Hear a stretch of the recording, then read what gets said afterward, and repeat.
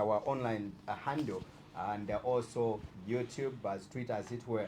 Please follow us, drop in those questions and also clarifications to the conversation we're having in the studio. We've got a lot of stories that are up for discussion this evening, but of course allow me to unveil the other team that are just jumped into the studio in Ambassador Anton Mukwita. He joins us, an international relations expert, but also he is a media expert as well.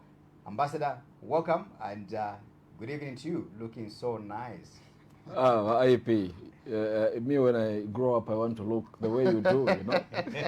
You look so suave, easy, taking it easy. Thank you very much for welcoming us on this great Sunday evening that the good Lord has given to us. Thank you so much.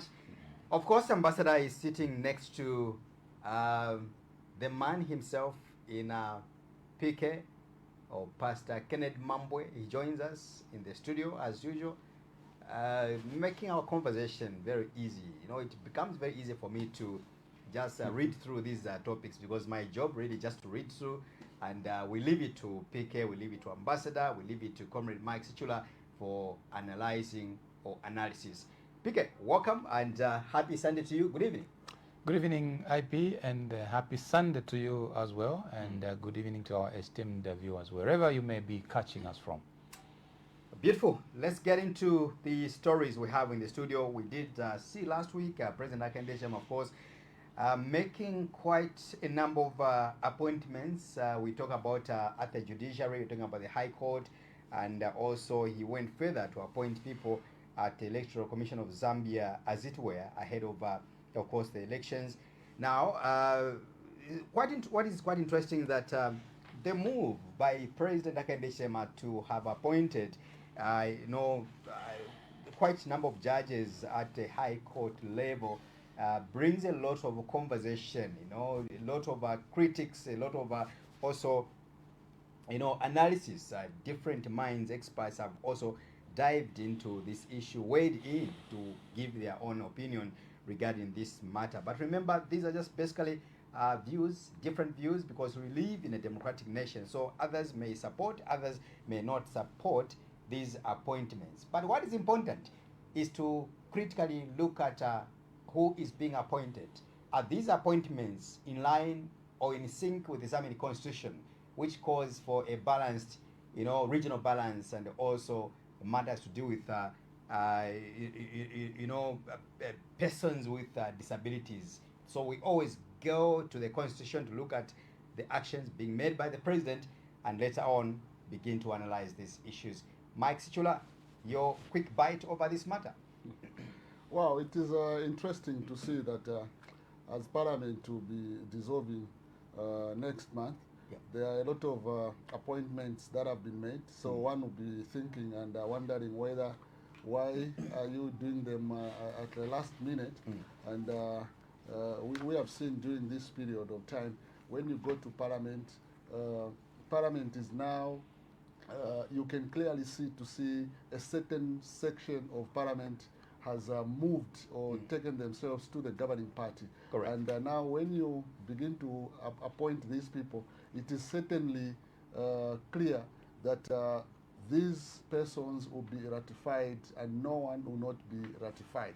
Because there's already a divide that has been created in Parliament to say whatever the president has brought to Parliament, it must be that stamp to become law. So these appointments to me are somewhat not strange, because we have seen this happen in previous administrations, from the Frederick Chiruba administration, Rupia Banda Manawasa, and Michael Sata, as well as late President, all of them are late, Edgar Lungu. Correct. All these, each president want to appoint certain people to be where they are. So in a nutshell, the appointments are not something that I can say they are illegal. Right. They are within, the president is within the confines of the law to make those appointments. One thing that just becomes a problem is that when certain of these people are appointed, they forget one important thing, to uphold the constitution for each and every Zambian and not to be partisan, like we have seen in the past. I'll just cite one example, not to divert from the topic. Yeah. We have seen something that has been trending for the last 4 years, the issue of the PF and the court processes, how certain judges, certain magistrates have acted in a manner that has raised a lot of public concern amongst members of the public. So my point is that when you are appointed, whether you are aligned to the governing party or you are not, the moment you are appointed to look after the affairs of this country, such persons should throw away their partisan interest and begin to act professionally in line with the Constitution. Because all those appointments that President Hakainde Hichilema has made, first of all, those are Zambians. If they have got qualifications, then the president has got right to appoint them. And if they can deliver to his expectations, then the president has got the right to appoint them. But the problem comes in their course of duty in terms of execution. Execution of duty, that's where it becomes a problem. If you recall, there was a video that, a viral video that went, that was widely circulated on online platforms of the senior person at the road transport sector, Ratsa. In that video, there are a lot of things that were said that were not in good taste to the standards of how Zambia has to be governed. Why? Because the person who was appointed forgot that once he was appointed, he needed to throw away his partisan interest and begin to save Zambians. So to all these judges that have been appointed, to me, my call and appeal is that whether you are a friend to President Hakainde Hichilema, whether you are the wife to the special assistant to legal to President Hakainde Hichilema, and you think maybe because of your alignment to certain individuals within government, maybe warranted you to be appointed, the moment you are appointed, that should be thrown away. You take on the armor of professionalism to work for the Zambian people, because it is not President Hakainde Hichilema who is going to pay you. It is not your connection. Maybe somebody lied to you to say, I'm going to throw in your name on those people that the president will be appointing. No. It is not those people that will pay you. The people that will pay you and bring food and fuel to yourselves as an appointed judge, magistrate, whatsoever, it is the Zambian people. Right. Let me get back to you. I just want to try by all means to be strict with time. 2 minutes No each. problem. I'm seeing the list is quite long this evening, more than ever before. But let's try to utilize the little time we have. Let me bring in Ambassador, your submission.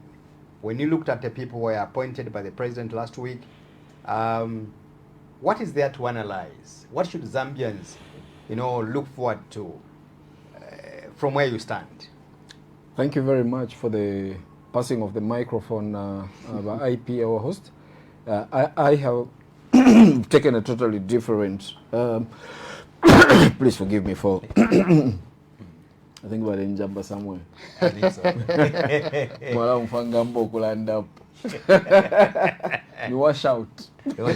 Anyhow, I've already stolen 1 minute of the time that you gave me. Correct. I recall a situation in the United States of America in 2020. I want to draw a parallel.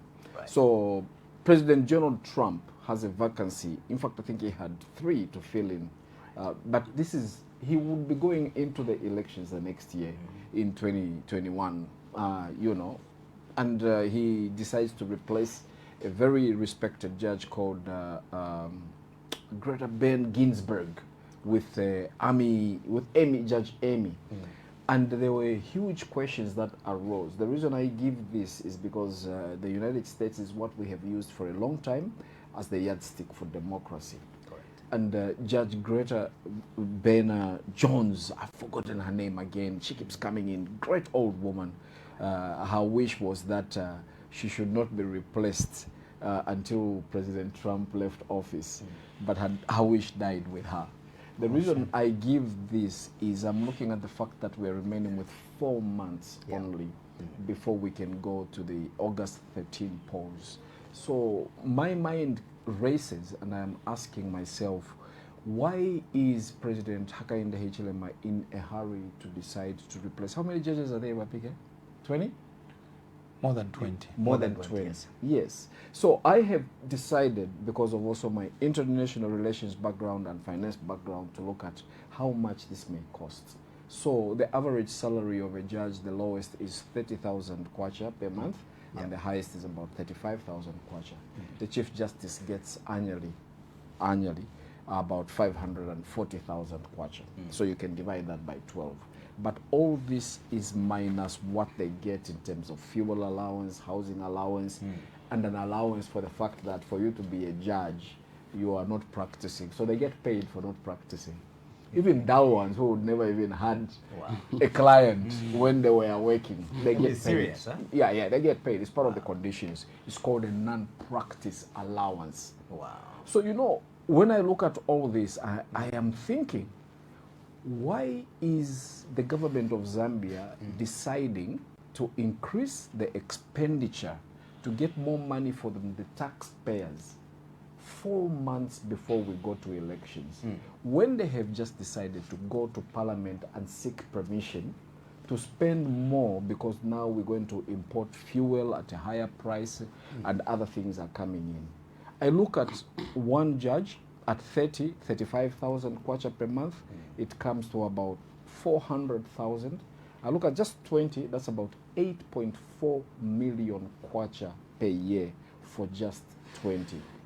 And then call me a cynic. I know you said 2 months. Yeah. I mean 2 minutes. 2 minutes. There's a young man, 18 years old, who died last week. May his soul rest in peace. 18 years old. His name is Emmanuel Walia. He died in a pit latrine at the University of Zambia, the oldest and most prestigious university in Zambia. Yeah. And the reason he died is because there was no money to fix those sewer pipes over a period of maybe 10, 15, 20 years. Nobody is exonerated on this, not even the previous Patriotic Front government and not this government. And yet, we prioritize to blow more than 8 million per month, 4 months before the elections. And we are only talking about judges. Yeah. We haven't been spoken about other issues that you're going to bring. So I just wanted to look at this aspect and ask, why are we choosing to spend more taxpayers' money 4 months before elections? I leave that to the viewers. I leave that to the protagonist and the antagonist to look at. Why are we spending money that we do not have? Why are we spending money on 20, 40 judges when a young man died at 18 years old? He will never go back to see his mother. His mother will never see his smile. That dream that she had for him, that desire she wanted to have to see the son graduating at UNZA in those green colors is gone. But we have been able to find money, because remember, there's going to be some VXs, there's going to be some housing allowances, there's going to be some fuel allowances. We are already struggling with so many things. Farmers were not paid on time. Where have we found the money to employ these new judges and new electoral officials? Right. Follow the money. All right. PK, I'll throw it to you. What is your take? What is your submission over this matter? The appointments of quite a number of judges on the list. Thank you, IP. I'll be very quick. My colleagues have already spoken to major points. But first of all, let's be clear. I don't have a problem if they are qualified. Yeah. If they are qualified and they deserve to be appointed as judges, whether at the High Court level or at Court of Appeal or Constitutional Court, I do not have a problem. I have a problem if we are going to have the courtrooms packed with cadres. I would have a problem with that. But I understand that this recruitment was open and transparent. There was interviews, there was an advert that went out, there were interviews and so on and so forth. So If they have been employed on merit, I don't have a problem. Where I have a problem is with the timing. Right. I have a problem with the timing. Viewers will recall, IP and my colleagues here, you will recall, that Bill 7 was debated second stage, second reading, third reading, and To the point voted of assent. Yeah. Yeah. one day. And that same day was the last day of the sitting of Parliament, which means the MPs were rushed. They never gave it critical thought Yeah. in terms of, can we interrogate each one of these. So Bill 7 passed because of timing is critical. You can't subject the bill on the last day of the House closing and hoping that it will go any other way. I see a repeat of this. The timing is very deliberate. Tomorrow is the 13th of April. Yeah. On the 13th of May, Parliament will be dissolving. Exactly 1 month. Exactly 1 month. Now tell me, in 1 month, you want to subject the Ratification. MPs to ratification process. When are they going to study each one of these nominated or appointed judges, if you like?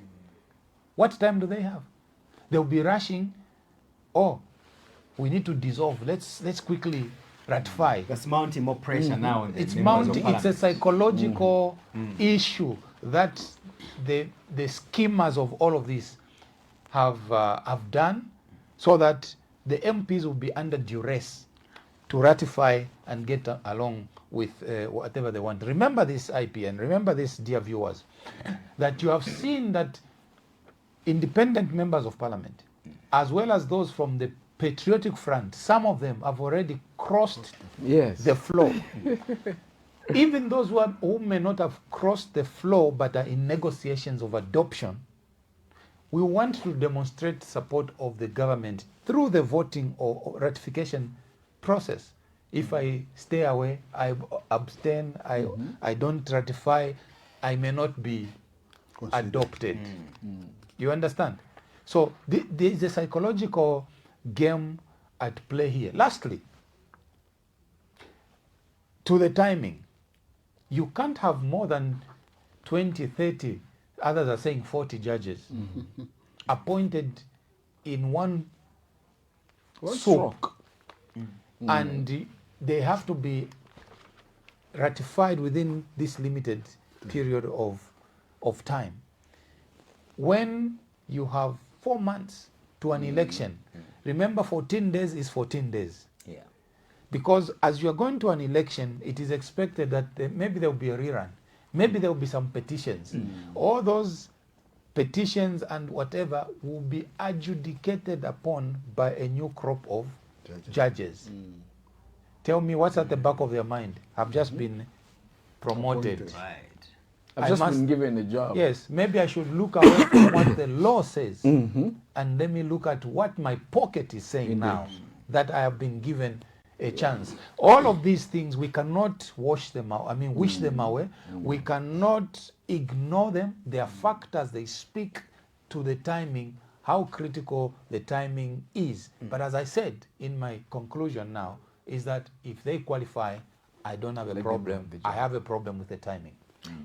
All right, we'll leave it there to you, the viewers, to be able to add on 1 or 2 things from what is being talked about this evening, and the lineup is right on our caption. You can go through and also begin to submit your thoughts around this matter. Let's go to story number 2. Now we'll look at a UPND cadre appointed as commissioner at ECZ. Among the appointments, among the people who have been appointed, we're talking about the people at the High Court, people at the Court of Appeal, and also individuals having been also graduated to go and handle the affairs of the Constitutional Court. There is one particular appointment which has brought a lot of debates in the public domain, and that is Zianji Sinkala. This is a person who has been appointed to go and sit at the Electoral Commission of Zambia Of course, shortly coming up, in a few days or few months before the general elections, and the general public is having a say over this matter. Comrade Mike Sichula Sinkala, a young man looking very vibrant and energetic, he's been appointed to go and preside over the affairs over ECZ. And let me just have this clip, a picture of him. That's a Sinkala there on the screens. As you can see, he's looking very energetic and very able in terms of, And salt sun. and of course, Not sugar. salt sun. Yeah. Now, when you look at this What is young it dressed in?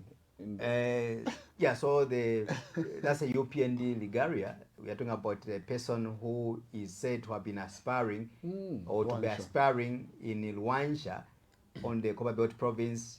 Now he seems to have been taken away from the political space. He's now our commissioner, Comrade Mike Sichula. Before I start, I'll begin like the way Ambassador calls me at Mbala Mafia. Bala Mafia. And you're asking a tough question. You're asking him to talk about his own brother, Baba. Baba. Yeah. Anyway, Wow. this is national issues, and they one thing that And let's put a disclaimer. no. I know the That's a position you are in. That's your brother. And I love the fact that you've said we are discussing national issues. Indeed. So one person can be sacrificed. Blood aside. Sinkala is also a very good friend of mine. Amazing. I was telling Full PK last disclaimer. week, I said he's a friend of mine.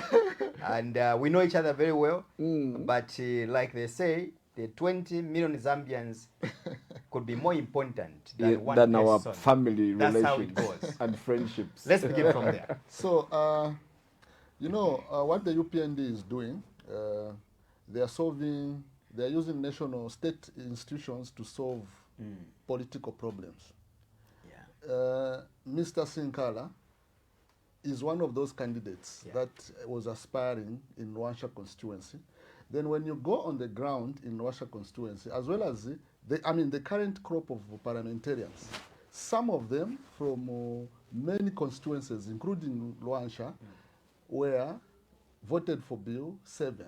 And there's this promise to say, there was a promise to say, but okay, then there was a promise to say you'll be appointed before Elvis can say, even if you have joined it, it's not a guarantee that you'll be adopted. Yes. So now the UPND, they are using, how do we solve problems that we have politically so that we make these people still be with us.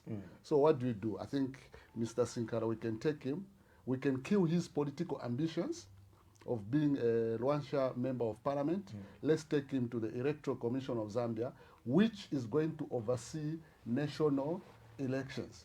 As you also may be aware, on the 15th of this month, the Electoral Commission of Zambia is beginning to receive presidential nominations. So Mr. Sinkala is going to sit there to look at the Although that has been postponed, am I right? Yes. Okay. Yeah, but what the ECZ will be doing maybe just to have stakeholders meetings and stuff like On that. the 17th. On the Oh, it's 17th, been yes. moved to the 17th. Yes. The The stakeholder accepting meeting. of the... No, the stakeholder meeting Okay. is On on the the 17th. Yeah. Then they will determine out When. of that meeting when to start receiving. Correct. Okay, Yeah. that's great. All right. Yeah. Thank you very much for... Either way, he's going to have to sit there. Either and- way is going and to preside. be... Now, look, you are going to receive presidential nominations of your boss at ECZ as well as a political party. So definitely, there's just that human way of looking at things. Even if Mr. Longwe is telling us that Mr. Hichilema has served 2 terms as the party president, I don't think when you have people like Mr. Sinkala, when you have people like McDonald Chipenzi, when you have people like Mwangala Zalomes, they are going to entertain such issues.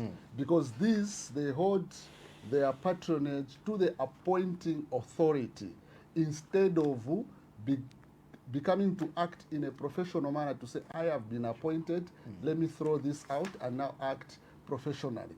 So the danger that this is creating, it is creating a narrative that is being taken by the public to say political cadres of the UPND are the ones who are governing national elections. Do we expect the Electoral Commission of Zambia to be independent in that state? People are going to have their own doubts.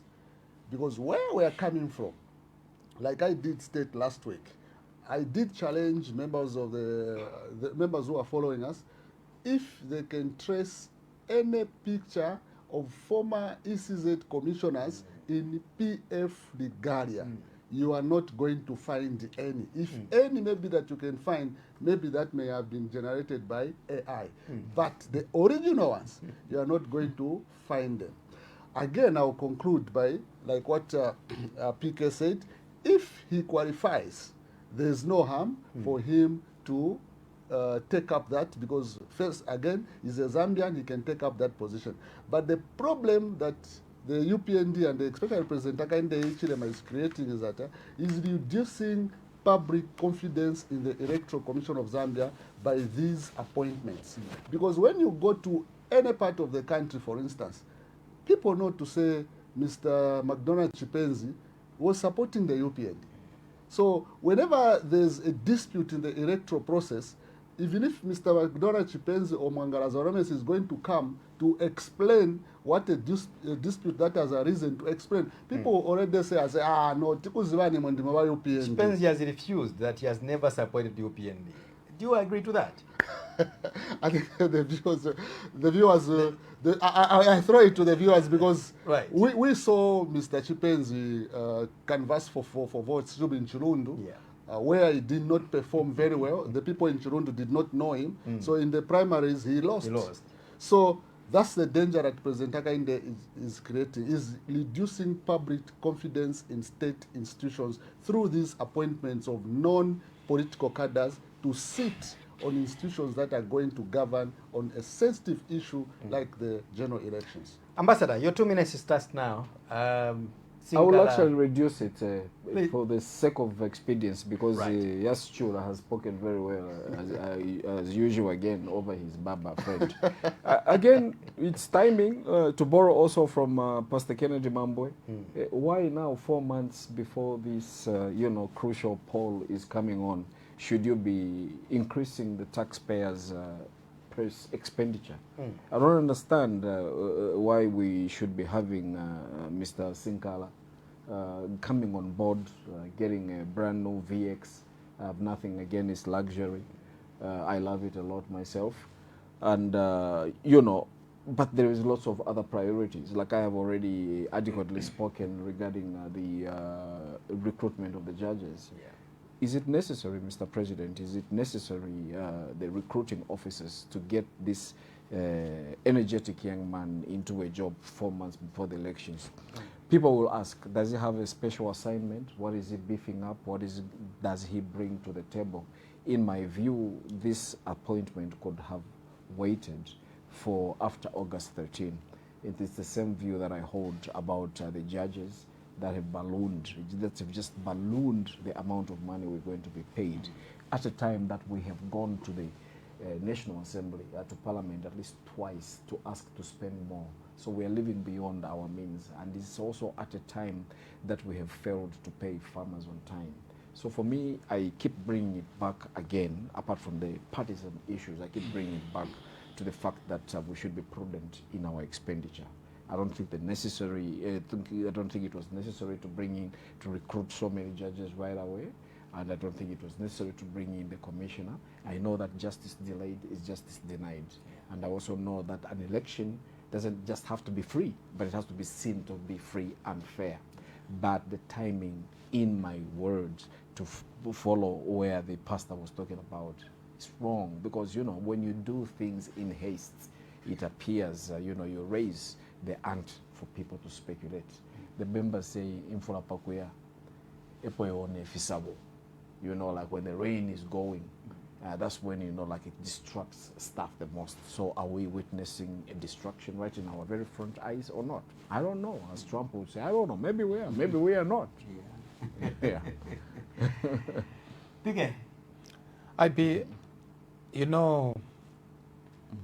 If history will be written one day, and it will be, and it will be. The one thing that you will never take away from me as a person is my ability to express my thoughts without stammering. Amen. Without apologizing. Without being apologetic. I am really concerned with the governance style that the UPND has exhibited. First of all, how they departed from their promises. I am using that as an example to justify what I want to say. Right. How they departed from their promises of everything they promised, from meal to fuel to fertilizer, to removing middlemen, to fertilizer, to all of these things. And when Zambian people bought into their theory and gave them the opportunity, and they came and changed and said, you don't expect us to do miracles. We inherited the broken and run down economy. Yes. They totally avoided to commit themselves to what they had promises. They had promised the Zambian people. They want us to be guilty. They want the Zambian people to be guilty, and don't hold them accountable because it's not their fault. It's the fault of the previous administration, and they have peddled that narrative for far too long. It's a tired narrative. So I have a problem with their style of governance, of refusing to take serious the voices of the Zambian people. You will recall, I won't depart from this. You will recall how Zambian people, from the church to LAS to ordinary citizens, civil society organizations, rejected Bill 7. But for as long as the UPND want something done, it doesn't matter who speaks. They will have it done. Wow. I have a problem with that. Currently, you have seen how Zambians have raised concerns about the secretive sneaking in of the US Zambia health bill or memorandum of understanding, if you like. Yeah. And people have said, can we see what is contained in that MOU? Because the law is very clear, and I want to emphasize on the law. Yeah. The law is very clear. No government is allowed to commit the Zambian people to any foreign deal without the approval of Parliament. Parliament is about to dissolve in 30 days. In 30 days, yes. That deal between America and Zambia, as far as health is concerned, has never been presented before Parliament. It has now taken 2 civil society organizations to sue the government. Correct. It tells you the UPND doesn't respect even the constitution that they have sworn, to protect. If you want to go and sign up a deal, yet the constitution has given you how to do it, and you have ignored that, that is a problem in itself. Okay? You know that the constitution is very clear, Ambassador. Indeed. That an MP cannot cross the floor and continue serving as an MP. That seat must be declared vacant. Yes. It is not surprising, and I know we will discuss this later. Yeah, I don't want you to over-preempt because we're heading there. Okay, fine. Yes. I am trying to justify Looking at the pattern. Right. the pattern. Yeah. Why it is not shocking that you have a cadre in the name of Sinkala. Sinkala appointed as commissioner. When you look at those images of him in a grey suit and in a blue suit there, different locations with different people surrounding him, doing a Sotsana signal. That is very recent. Look at the Ligaria around him. It's all in red. You cannot even pretend that is not. Yes, tell me that is qualified. But is he the only qualified? You already have Mangala Zaromis, who is a cadre. Yeah. You already have McDonald Spence, who is a cadre. Then you also bring this guy who is a cadre. I have a problem with that. Now the problem I have is because the UPND has a pattern of disrespecting the voices of the Zambian people and disrespecting the constitution as far as they want to do things. I can go on and on. We were told when we sounded alarm that the UPND wants to bring back Vedanta, which they refused, that they would never. There was a press conference that was called. The media is lying. Again, peddling lies. That we want to give Vedanta back to, KCM back to Vedanta. What did they do? They did just that. They did just that. So the UPND, it's very difficult to trust them in the manner that they do things, in the manner that they disrespect the voices of the Zambian people who voted for them, in the manner they disrespect the constitution. When a speaker knows that if you cross the floor, the rules are clear. Just declare them vacant. Now I'm not shocked that a deputy speaker also has crossed the floor. Because why? It is a blueprint. They have to follow it, and no one will hold them accountable as far as they are concerned. You mean a blueprint of lawlessness? I think so. Do you remember, I'm sorry for taking the thunder away from both of you distinguished gentlemen. I used to say several times, I looked in the camera and said, you should fire that guy. What's his name again? Moyo. I said, fire that guy. I knew there was something wrong with you, dude. I saw it, but we'll from my crystal ball. You've been vindicated. I've been vindicated. Let's come back to it. So but quickly, just to, from what Piki has read, I just want to read something, a short write-up coming from one activist in Rola Miti. I hope directly you can have that write-up on the screen. Quite interesting, but it's quite pregnant, as it were. Now, she says, Aurora Miti writes, she's on our Facebook page. You can just go to our page, you'll find this right up there. She says, there is this quiet but brutal arrogance about how the UPND does its politics. To appoint an unapologetically partisan individual to the Electoral Commission of Zambia months before the general election is one of those moves I described as, so what can you do about it? That's all. The question.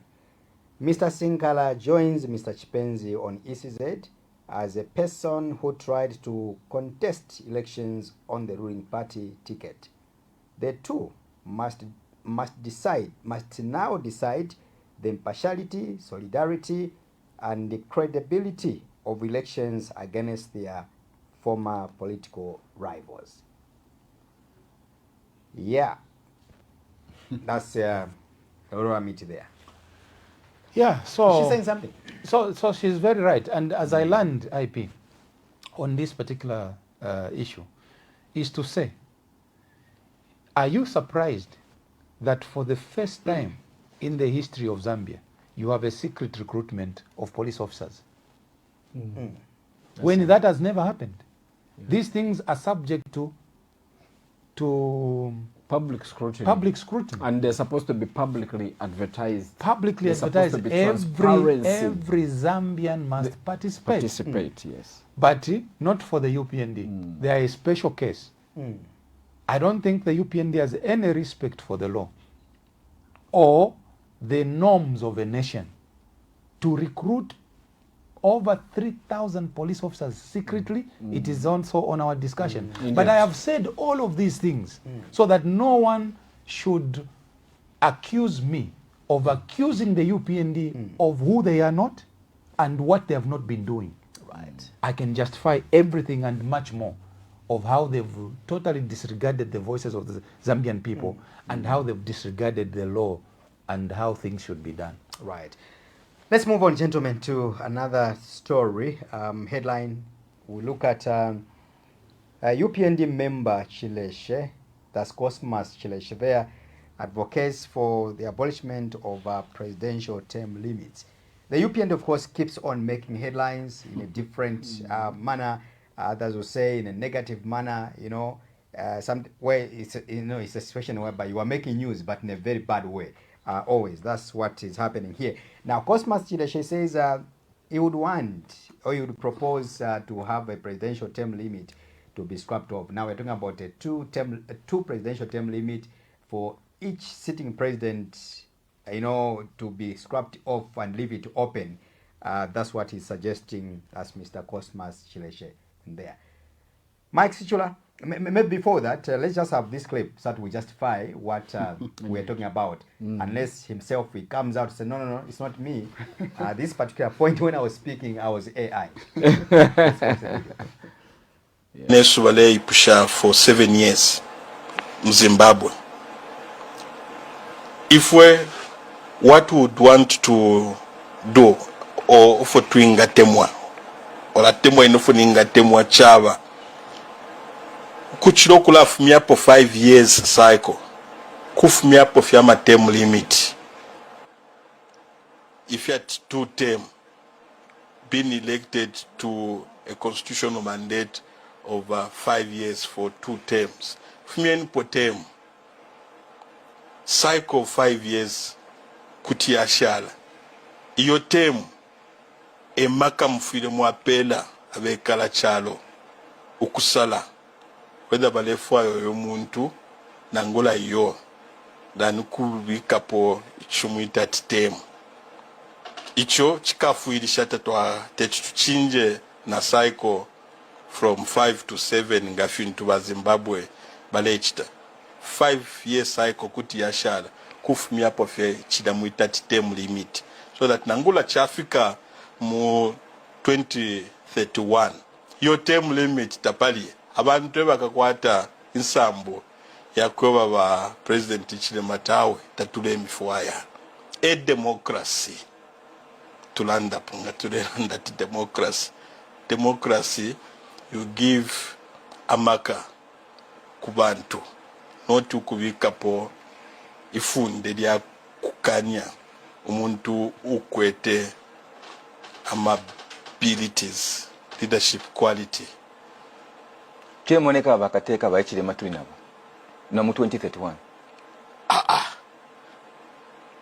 Ocho tuinga faila uko wachitwa bafumia po chinshinga cha kutila bale bomba fye bwino nangu nayi kwa nemyaka yabwe 10 ocho tuinga faila uko bafumisha po chinshi when fintu filenda fye bwino kuleta po muntu wakusafulunganya development echo banesu bale tuwebela poka tuchita muchita develop te wonse fye wakutila afyalo afyati yo poka nufina nenka tekeko awe tefe chaba yo.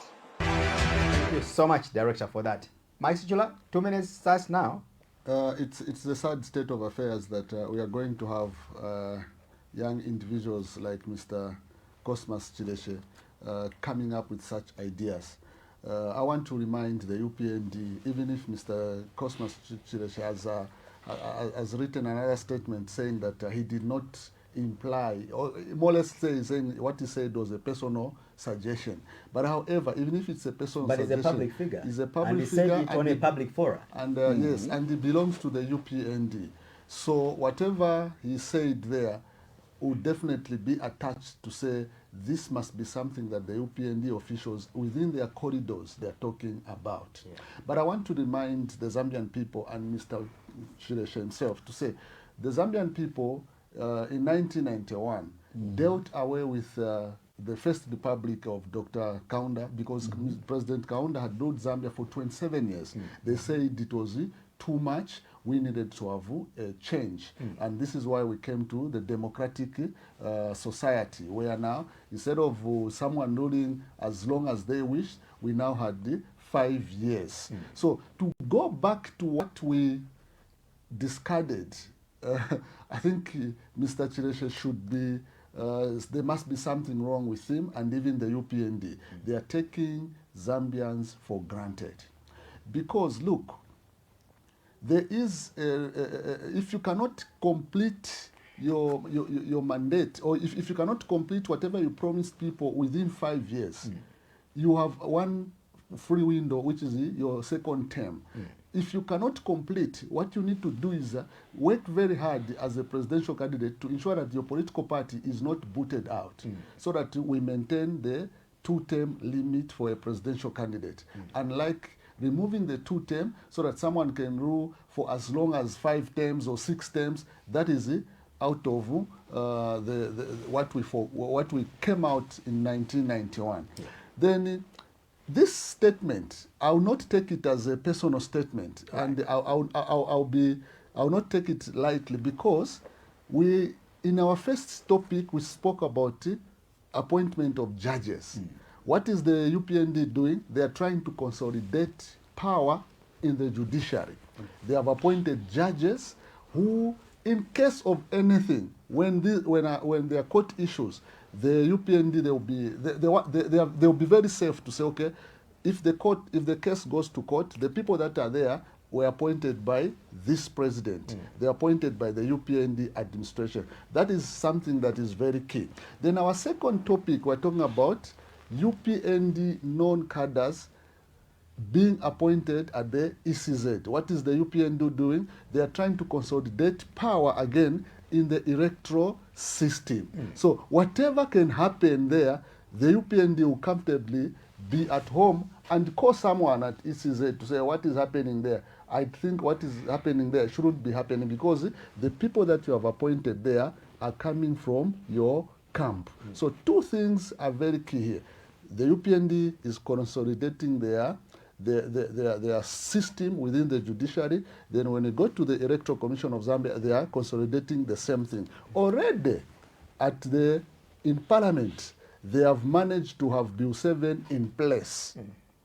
So already there again, after this cycle, after the elections in August, they will consolidate power within Parliament. You discouraged us from commenting on another story but before I conclude, how the UPND have consolidated power at Parliament, we have seen how the Deputy Speaker, who Ambassador said should be fired, A referee.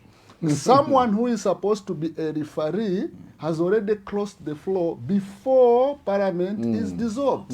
The standard practice in Zambia, I remember, is it Malama? There was Malama PF, the Deputy Speaker under the PF, Mumba Malama. He was a strong PF individual, but he didn't behave in the manner Mr. Moyo and others are behaving. So this is why I'm saying, at the judiciary, the UPND have consolidated power. At the ECZ, they have consolidated power.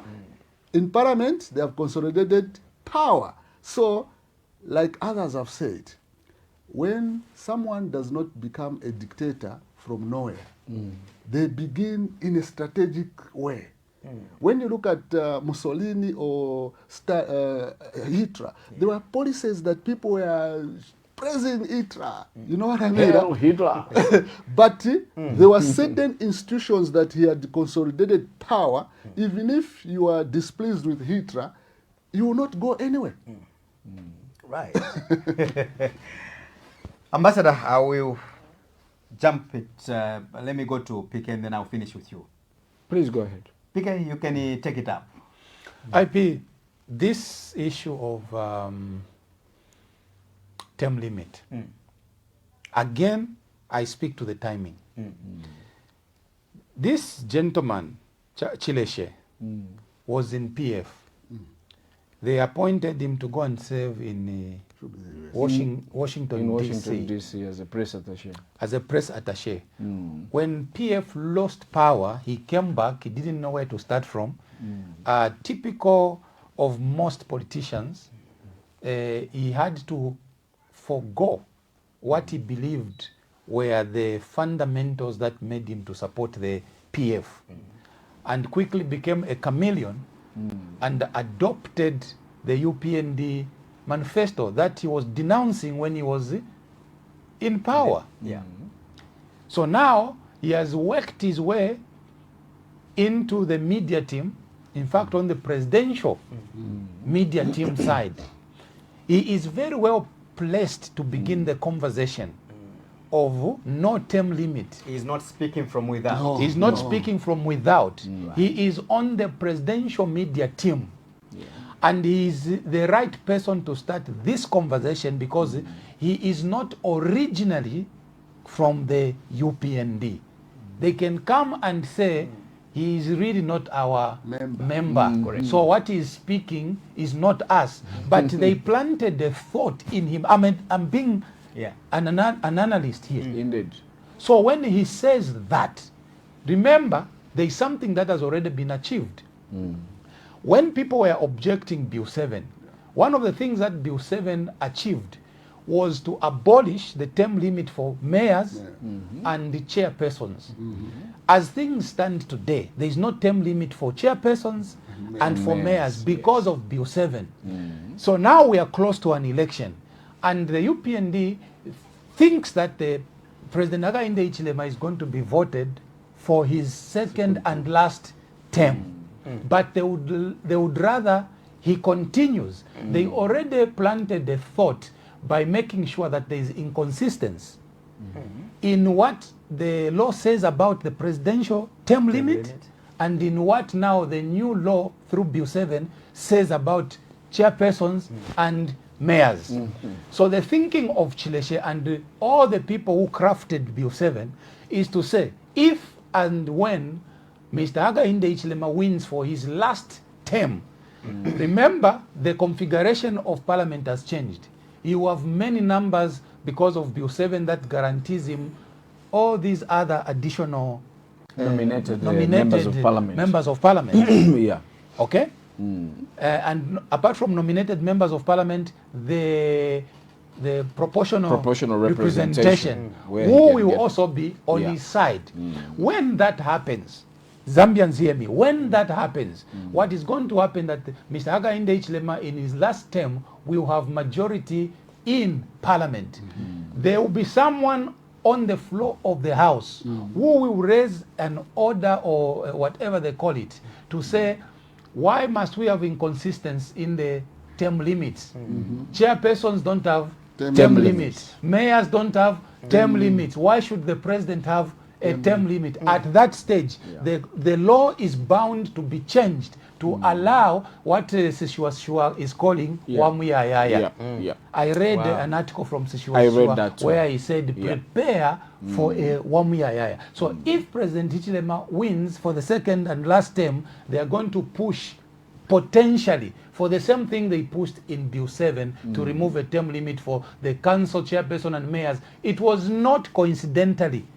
It was by design to come and use that as justification to make sure that the presidential limit also mirrors what happens at chairperson and mayor's level. That is what the analysis would like to put out to the Zambian people. Ambassador, first of all, I like the fact that Pike has given the background of who Cosmas Chileshe is. First of all, let me establish that he's our media colleague. You know, he's a journalist for that matter. But little did I know that political prostitution has got nothing to do with one being a journalist. Pike mentioned that Cosmas Chileshe was a PF, and then he was sent in the go and serve abroad in the foreign service. In the foreign service, he came back. When he came back, probably one would say he failed to navigate his way out. You know, to perhaps sustain himself. That's me using some loose words here and there. You know, some very poignant and correct words. Please don't apologize. No, I don't apologize. Don't worry. But again, maybe something we have missed out. Let's also establish that Chileshe, he also, when he moved away from the PF, he went to join Christian Democratic Party of Dr. Pule, Professor Pule. Again, he failed to stick there. He failed to make himself relevant. Maybe there was no salt. That is the time now he moved now into the UPND. Fast forward, we're talking about political prostitution. Fast forward, the gentleman now, he more like becomes a stooge, you know, start parading himself and trying to gain relevance, you know, to show himself. He begins to champion this agenda of presidential term abolishment and stuff like that. Then he wants to tell you and I that no, that was my basically my opinion. When the moment you speak to the general public, it doesn't become your personal opinion. It becomes a public meal to consume. That's why we are here to analyze this statement. Ambassador, I will actually pick it up from, I will close it up. I'll pick it up from what Brother PK said. And I saw that and I thought it was pretty sad because I have known Cosmas Chileshe from back about 2014 there, just before President, 2011, Yeah. he was working at ZNBC. He actually went to journalism school with my wife, Elaine. So he's like my young brother, you know. Yeah, you know, I'm about 54. I'm not young, you know. I may just look young, but you know, and handsome, energetic. you know, and talented. But you know, so I know him from way that back. So when I saw those words spewing from his mouth, I was kind of sort of taken aback, because he's somebody whom I've met personally, and I did believe when I read Dr. Sishua's scientific article. You know, Dr. Sishua is into this predictive history, because that's what he studied. So when he is making certain judgments and certain predictions, it's because it's based on what studies he has made. When he said that you hear these words coming out of Cosmas Chideshe from the UPND, you must take them seriously. He is a Rottweiler. He is, you know, like a catch dog. Swah,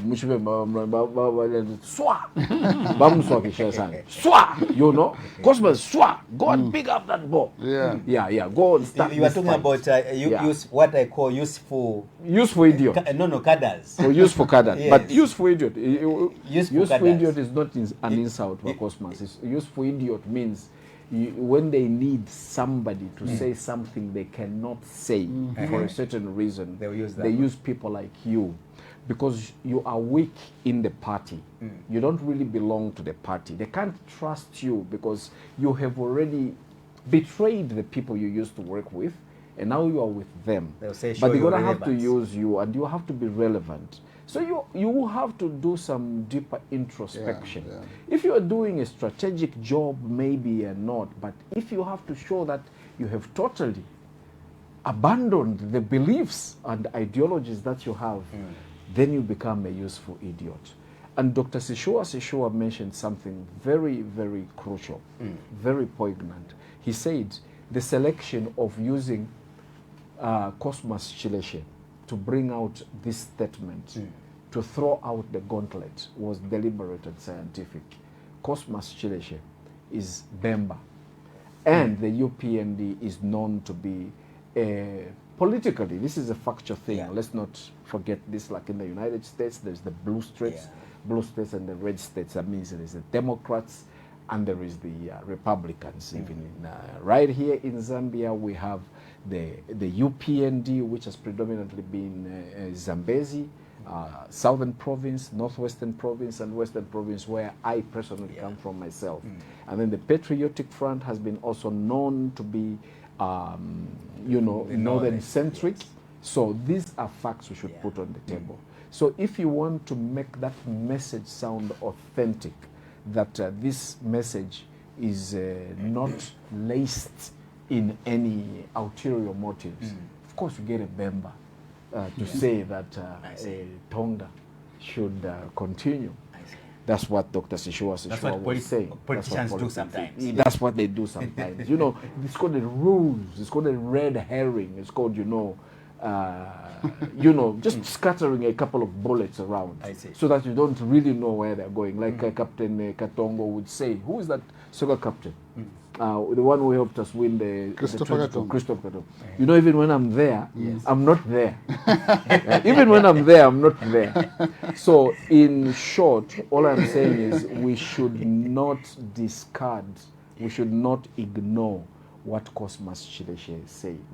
We should take it very seriously.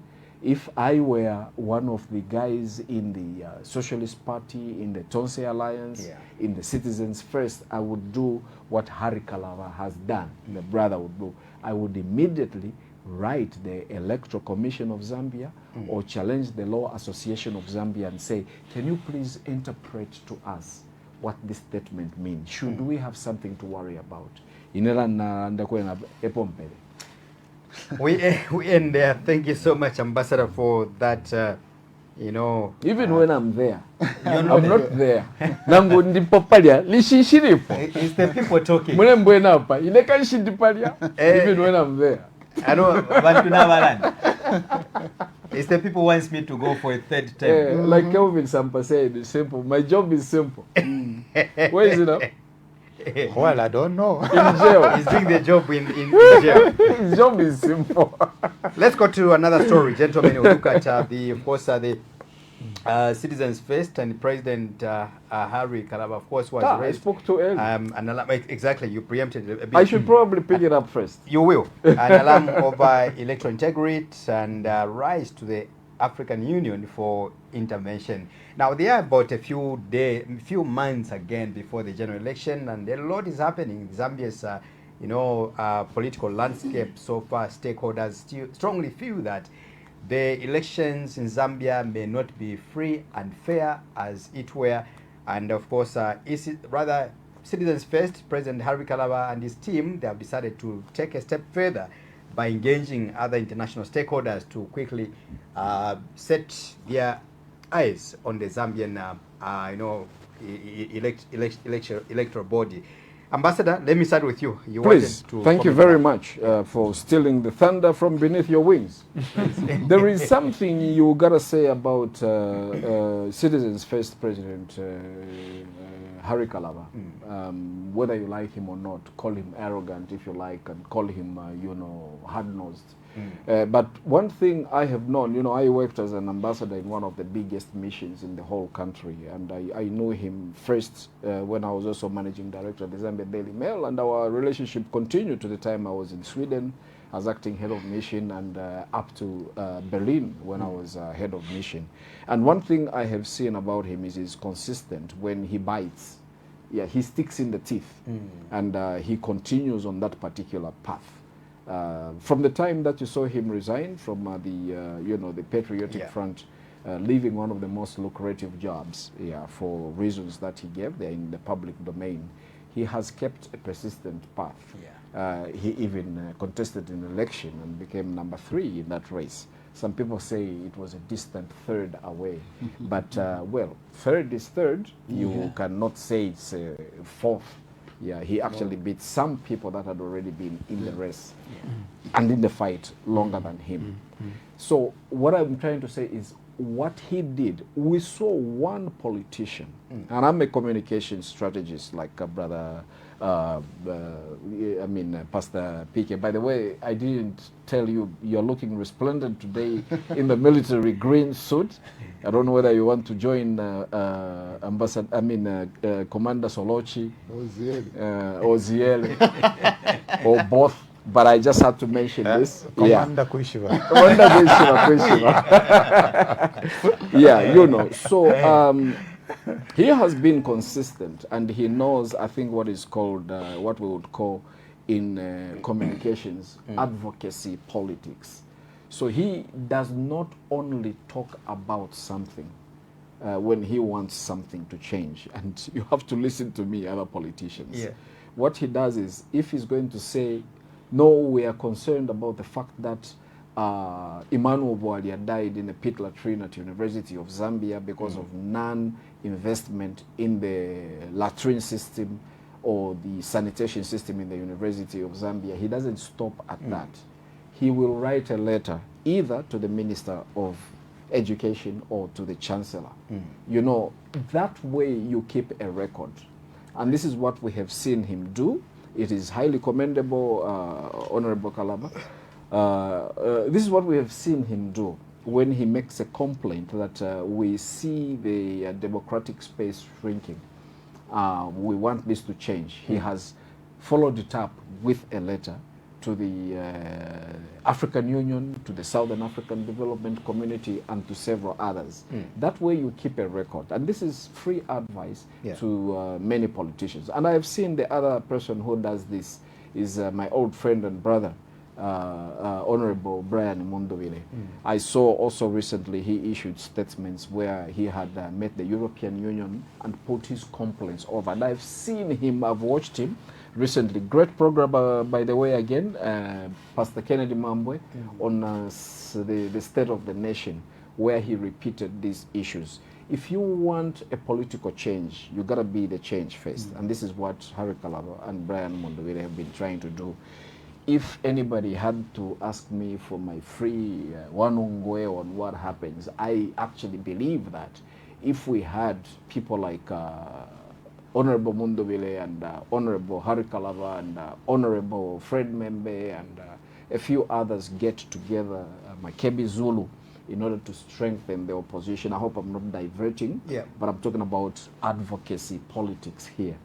We would see real advocacy, and we would really see that things that people like Cosmas Chileshe, I don't even know. I didn't know one day we would sit on TV and discuss Cosmas Chileshe. My God, I mean, Cosmas, really? He's a Zambian. I know he's a Zambian, but he's a paperweight, to use Donald Trump's words. Cosmos is a paperweight. He doesn't warrant. But he's being used. That's what I'm saying. To propose. I know something that can change our. That's the thing. Our democracy. Our democracy. Yes. And you know, like they say, power corrupts, and absolute power corrupts absolutely. So the powerful people have fronted a paperweight like Cosmos Chileshe. We used to have Chamacha Komboka. I know, yeah, you know, lightweight, like Trump would say, very bad guy, very down guy, I don't know, he didn't have a job, and then I gave him a job, and then people said, you know, he's good, maybe he's not, you know, but I gave him a job. I mean, people like Cosmos, I didn't even know him myself, until they told me that there is this guy called Cosmos. You know, but let me get back to the point. We were talking about President Hari Kalava and others like Mundovile and others like Dr. Fred Membe in advocacy politics. And we need it because we have seen a clear and present danger when we see people like Cosmos Chileshe coming back to drag us in the past where we came from. We said 27 years, enough of Kenneth Kaunda standing against frogs and rats and dogs and cats. Now we gotta have people stand against people. And that's how we saw President Frederick Chiluba come in and the return of multi-party politics. Down the line from 19, Kenneth Kaunda, by the way, condolences to the Kaunda family over the death of the son of the president, Mr. Kaweche Kaunda. Very, very sorry, but I'm sure that's another topic. But I mean, we invoke the spirit of the president here. Correct. What we left is what Mr. Cosmas Chileshe is talking about. That's why we are calling you a paperweight. Because if you had depth, Chileshe, you would have said, please don't send me to go and say this. I'll be biting my tongue if I go and say this. We did away with single party politics. Look at what happened in Malawi. There was a coalition, there was an alliance. They booted out, they beat Professor Mutharika. He went back into the sticks, he went back onto the drawing board, and he came back roaring, and he became president again. He has come back, he hasn't said, since you chased me out last time, I'm going to change the law. Look at what happened in Ghana. President Dramani, he was beaten, he was rejected. He went back to the sticks. He didn't start a war. He went to the drawing board, and now he's president. The same thing can happen to President Hakainde Hichilema. Perhaps this first 5 years wasn't really his. Perhaps he wasn't ready for it. If he fails now, like President Edgar Lungu used to say when he had failed. I want you to wind up. I am winding up now. If he fails now, he can go back. He's not an old man. He's in his early 60s. He can go back and come back and say, guys, get me. I have the experience now. Last time I didn't have the experience. Bachileshe, I've been told to cut down on this. But we ain't going back to the Stone Age. We say no. We are not going back to Wamuyaya. This is a democracy. It's not a kleptocracy. It's not a chiefdom. And it's not a kingdom. Right. PK, I want you to pick it up. The concerns raised by CF leader in President Hari Kalava ahead of the elections. President Hari Kalava of the Citizens First, probably one of the political contenders, presidential aspirants that Zambians should really begin to think about critically, because he has exemplified his integrity in the manner that he runs his politics. You cannot be foreign affairs minister and resign with all the perks that go with the job. Correct. To come and start a political career, you don't even know where it's going to take you. But here we are, few years after he resigned. He has established himself as a credible political personality with a network of friends in the region, including sitting heads of state, having been a foreign affairs minister. I would like to believe when I read this, it doesn't look like the SADC don't know what's happening in Zambia. It doesn't look like African Union don't know what's happening in Zambia. It would look like, for me, someone said, just write to us. Indeed. Put it on record. Put it on record. We already know, but no one has written. Yeah. So leveraging his network. Sorry, about PK.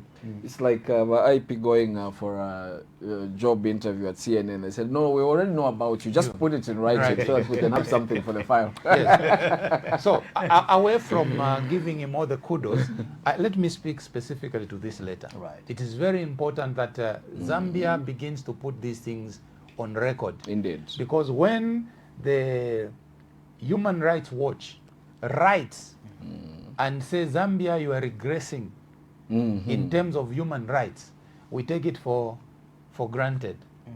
When MISA issues a Fox report about media freedoms, and they say there is a danger as far as media freedoms are concerned. Yes, a media house may not have been closed, but that's not alone. That's not the issue. There is a report even just last week of cadres with police went to Mpongwe radio station last week to ask them to stop a paid-for live program. Would you say last week? It sounds very... It's like 3 days ago. 3 days ago. Of course, it's last week. Today It's is last week. Sunday evening. Yes. Okay. And this was intra-party, wasn't it? Yes. Could you just give us the background again? Well, we can talk offline because I want to stick to this. That it is very important that political figures like President Hari Kalava must now begin to lift a megaphone and tell the world what you might have been hearing about is actually happening. It's true. There was an observer group from the European Union that was in the country. Yes. I know he is among the many political figures, including Dr. Membe, BM8 and HK8 himself. They went to do presentations. To their concerns. But Europe is far too removed from us. Our brothers are within the SADC and the African Union. Yes. As a matter of fact, African Union was launched from Zambia. It was okay. Yeah. From OAU yes, to African Union. So it would be very sad, dear viewers and my dear colleagues here. It would be very sad that Zambia, that helped to liberate the region, should be the one to be calling for help in the manner that we are going. I wanted to say Pastor Hichilema. President Hichilema. That's an elder Hichilema.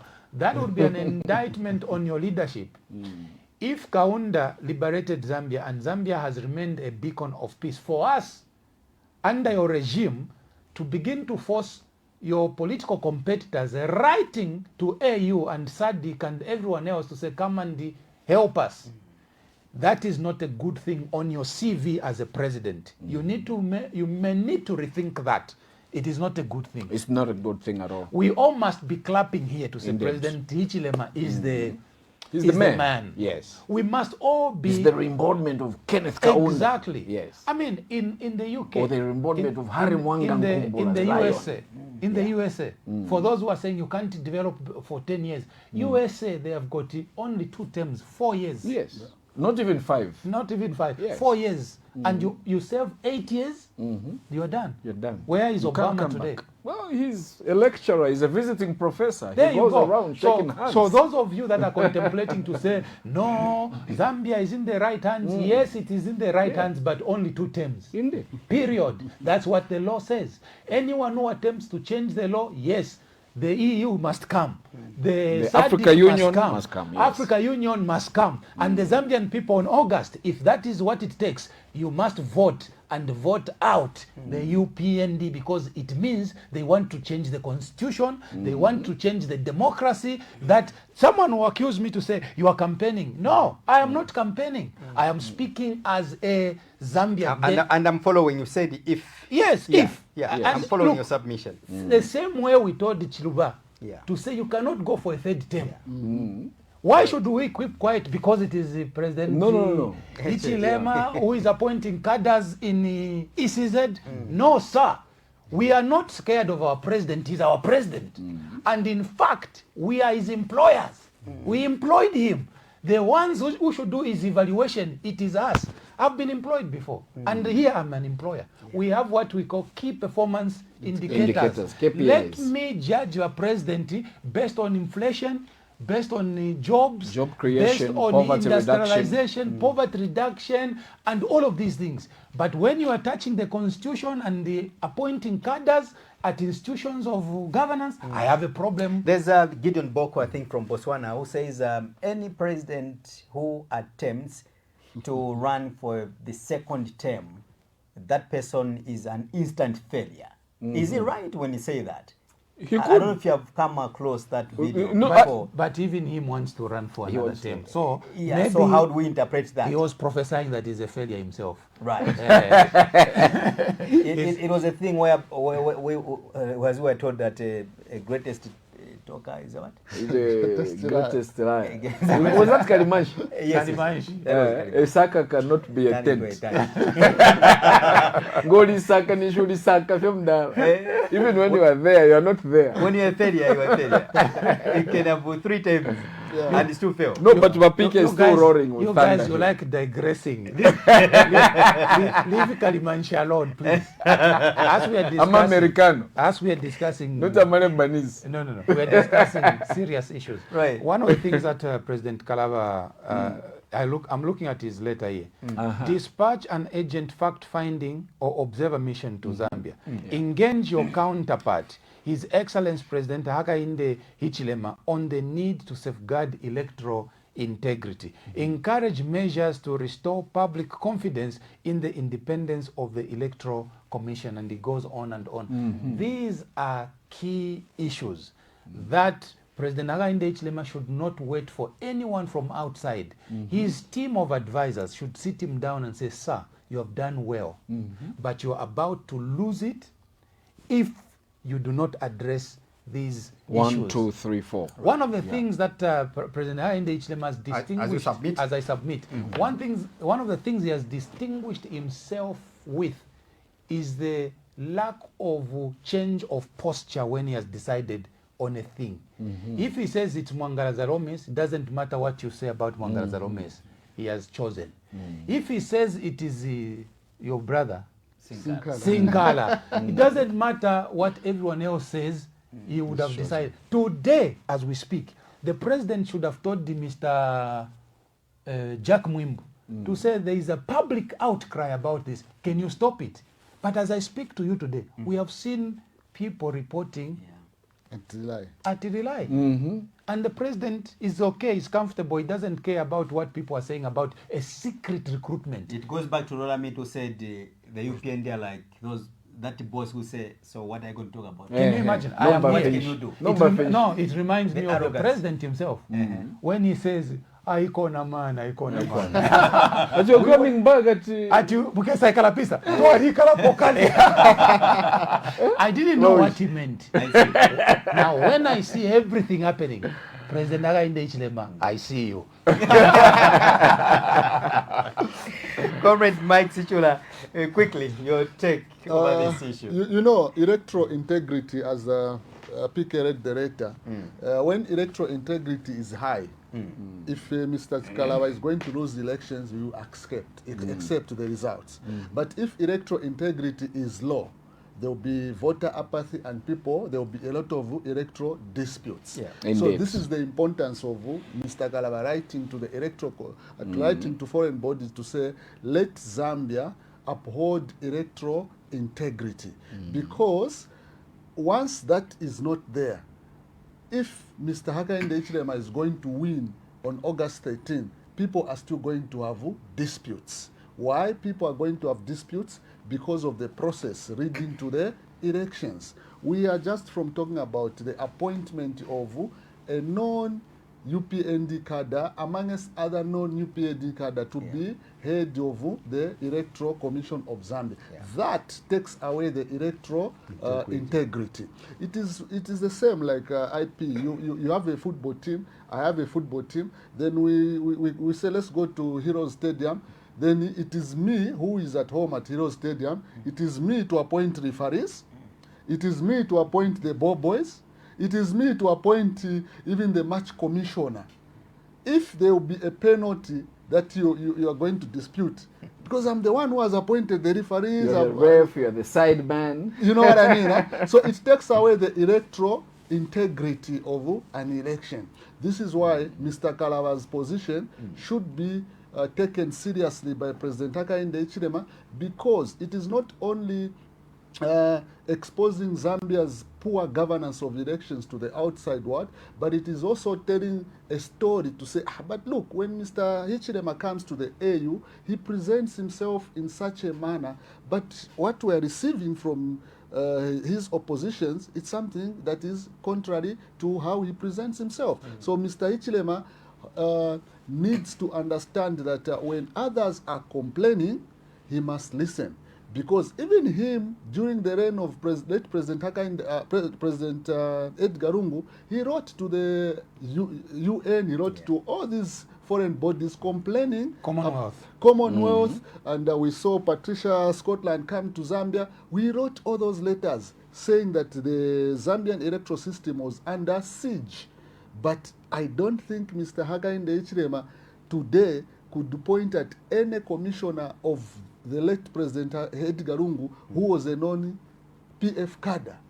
And when we compare the two, we would see to say, I think sometimes when you complain, when you come into office, you begin to act otherwise. So the position taken by Mr. Hari Kalava should be supported by other opposition political parties. Then I also further want to urge Mr. Hari Kalava, even as he uses this energy to complain to the outside world, he must also use the same energy to canvass for vote within Zambia, because the Zambians that he convinces are the Zambians that are going to vote for him. Interesting. Let's quickly move, gentlemen and the viewers out there following the program.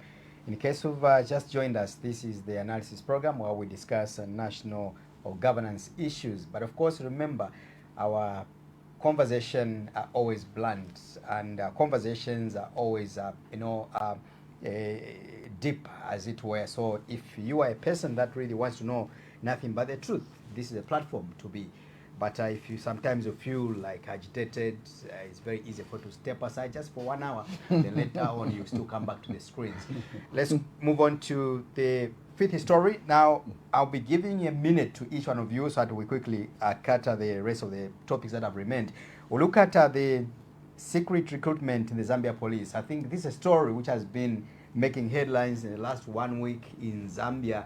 And of course, information has it that people were given jobs in the Zambia Police Service, but this recruitment was never advertised at all. And of course, later on, after the rumors began to emerge, and the media also were exposed these things, we have seen that the Zambia Police has come on board to give clarity to this matter. So we will listen to Mr. Chilabi, the Zambia Police spokesperson, Mr. Godfrey Chilabi. We hear what he talked about and his clarification and what is currently happening on the ground. Let's watch the video of Mr. Chilabi, the Zambia Police spokesperson. Right, thank you so much. Let's begin from here. PK, let's start from here again. Now we'll be going for a 1 minute, 30 seconds if we can, quickly, so that we move. I start by saying that, first of all, what has happened is a very huge disappointment, not to just me, but the Zambian people. Huge disappointment. Why? Mr. Grafo Musamba is on record, and we played his video on the analysis some time back when he said some of the police officers are junkies. Now, those junkies that he talked about were junkies that were employed through an open process. They were scrutinized. They met the criteria. Here we are. Mr. Grafo Msamba, who called these officers junkies, has now recruited people whom we don't know. If those is in charge of junkies, what more the ones is sneaked in? What are they? What are they? Are they also junkies times 2? Do they have clean records? Do they have criminal records? Who are they? Where are they coming from? When there was a letter that circulated at once in February, and I think that letter, which could be on the screen, when that letter did rounds, most people called it fake and AI, signed by the Secretary General of the UPND, calling for 20 young people from each of your constituencies. Exactly. Calling for names. Yes. And that's the same letter, by the way, just to put to make it clear that the UPND have disputed it. They've disputed it. They are saying it's fake now. Yeah. Well, it was fake then, and it is fake now. But Now. what is not fake Yeah. is that people have there been is recruited. a secret recruitment. Yeah. Yes. So how can they say that letter is fake when there is a secret recruitment? Yeah. So when did they advertise? And Mr. Chilabi, Mr. Chilabi has said, He has confirmed. he has confirmed, but he has said it was through an internal staffing exercise. Yeah. We as KBN yesterday wrote a story, ran a story, because some police officers disputed and disagreed with what Mr. Chilabi said. And they said it has never happened, that number one, in the history of Zambia. Then number 2, the civilians, they said the civilians who are in the police service cannot be co-opted into the service for 2 reasons. 1, age. There's a certain age at which you can be co-opted. Yeah. Number 2 is fitness.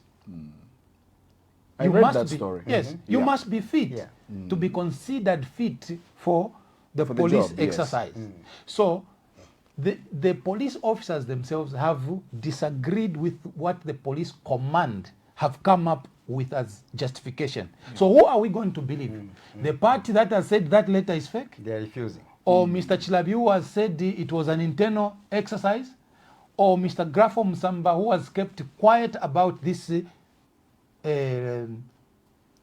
recruitment of police officers? And now people are saying, you see, because when you create this kind of an atmosphere, a government that listens to the people should have said, hold on, Yeah. can you halt this recruitment Correct. until maybe after the elections? Yeah. But now, because there is no such undertaking, people are even beginning to say, is it possible that this is a recruitment attached to the elections. upcoming election? Yes. We don't know. Because what is the justification to rush a recruitment? Why? Mr. Grafo Msamba must answer this. Mr. Jack Mwimbu must answer this. Everyone who is concerned must answer to these concerns. And if it's not a crisis, stop it. Ambassador, your 1 minute, 30 seconds. My 1 minute IP, our host with the most, taking the the steam from the PK. I will go again to the money.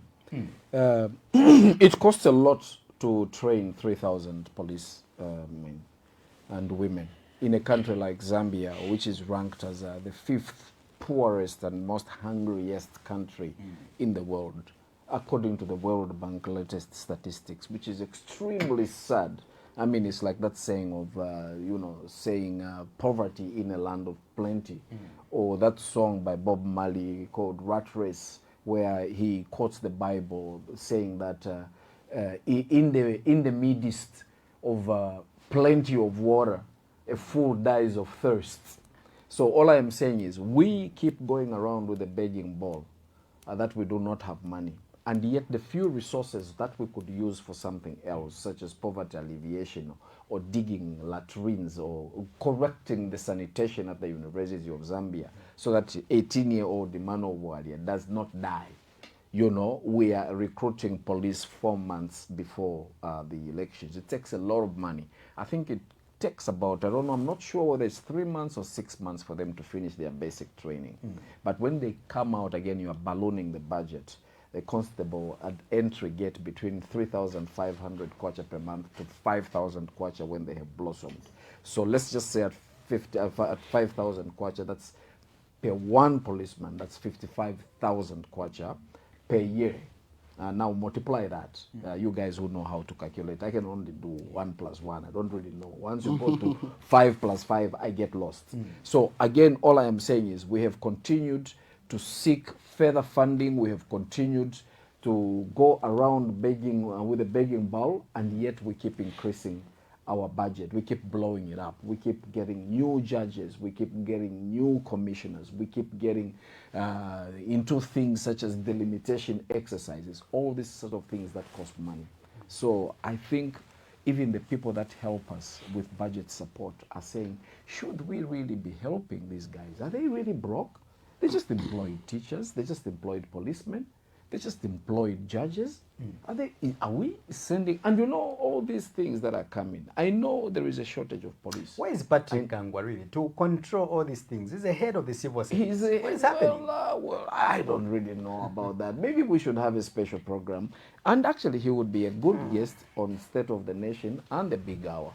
So you give me that, please, you must. You should say, what are all these expenses you are coming out?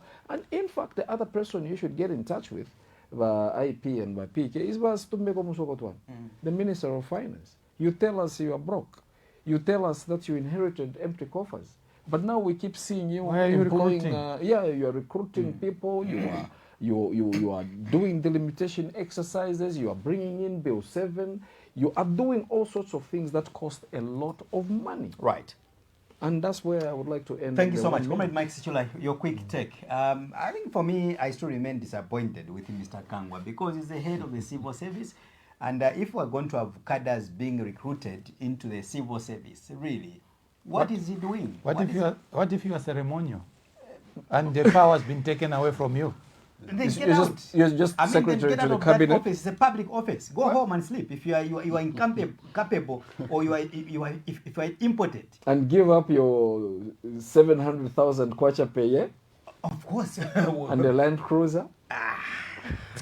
Anyway. Okay. I think if you look at 3,000 police constables, that is 25 for 116 districts. Which is almost tallying to the UPND letter that was dismissed. But are we training these police officers for the general elections? When you look at the training for police constables under normal circumstances, it's supposed to be 12 months. Then for police cadet officers, it is supposed to be 18 months. Then for those that are calling specialized... And I love that analysis. I was about to ask you that question. Specialized officers, it's less than 6 months. So you look at, if you are going to do a normal circumstance training for a police constable, it's 12 months, which is 1 year. That's what I know. So meaning, it is not, these officers are not going to come out before the general election. So we are not preparing them for this general election. Or will they compromise by taking them out of the camp? That will be that will be determined by the police by the police division themselves. But the problem has arisen because of the secretness. How do you employ 3,000 police officers that are going to be paid taxpayers' money, and within the system, police do not know? So the danger about such recruitments, the next police IG, in the event the UPND lost power, the next IG is going to say exactly what Mr. Musamba said. Mr. Musamba looked down on the past IG to say you employed junkies. You see what I mean? Yeah. Because under normal circumstance, if you have noticed, when a person has been appointed the Minister of Finance, when the next person is appointed the Minister of Finance, they don't demean each other. No. They don't do that.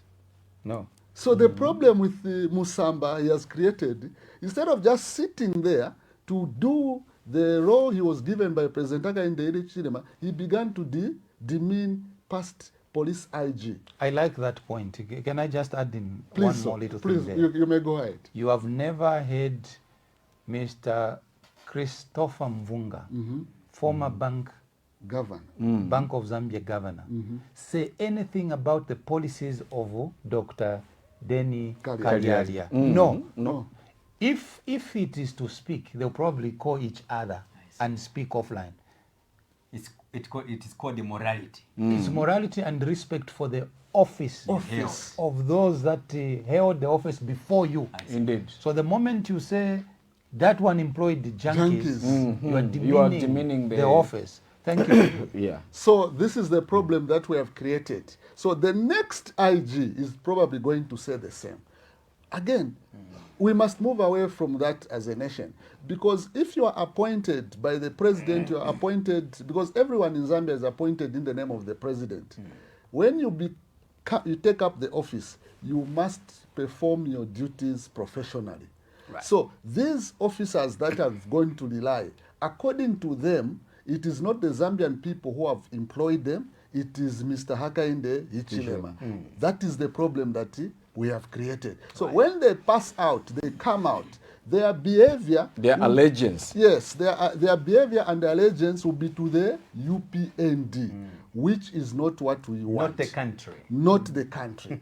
So before you, my colleagues, my brothers and sisters who have gone to rely, past administrations employed other Zambians who served as police officers. So you are not any different from others. So forget about this issue, whether you came through the secretariat of the UPND, forget about it, perform your duties professionally. Right. We will share 1 minute each one of us as we look at the Moses Moyo, the second Deputy Speaker of the National Assembly in Zambia, has now officially joined the ruling United Party for National Development, UPND. But also, on the other hand, we've seen that the Speaker herself now, the boss, Naili Muti, has also reserved the ruling on defection or individuals who defected from the opposition political parties to the ruling party. There was a point of order which was raised last week by George Chisanga's council, questioning the Speaker as to why those seats have not been declared vacant, and the Speaker said, I have to start the matter, I will come back to give the ruling. So let's have just a bit of some videos of Mr. Moyo, and I will take you to Parliament as well to hear what the Speaker talked about. Thank you very much, Mr. Speaker. As the country heads to the August pause, the ruling UPND has continued to attract a lot of supporters. This time around, Rwangan Independent Member of Parliament Moses Moyo, who is also second Deputy Speaker of National Assembly, Chikando Ward Councillor William Daka, and over 3,000 supporters have joined UPND. N'ekyaka kino kya 2020 sikisi pa 13 August nuyimirira pa kipaani kya UPND nakuti pano kumuniona tete nine wa UPND